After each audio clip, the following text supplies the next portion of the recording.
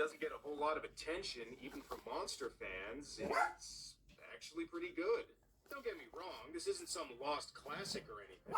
The acting and plot are about what you'd expect from a movie like this, and it does also hit a lot of the familiar cliches found in 50s monster flicks. But what really helps it stand out is the monster, which is one of the better ones of the 1950s in both design and effects quality. One downside is that after it first appears, we don't see very much of it for a good chunk of the movie, but the ending in the lab helps make up for this. This isn't as good as the best 50s monster movies like them, but it is above average. So if you're a fan of old school monster flicks who might have overlooked this one, give it a watch. And it'll the movie this, whatever you may think about giant radioactive snails, they're still way more intimidating than the turd ants from Things.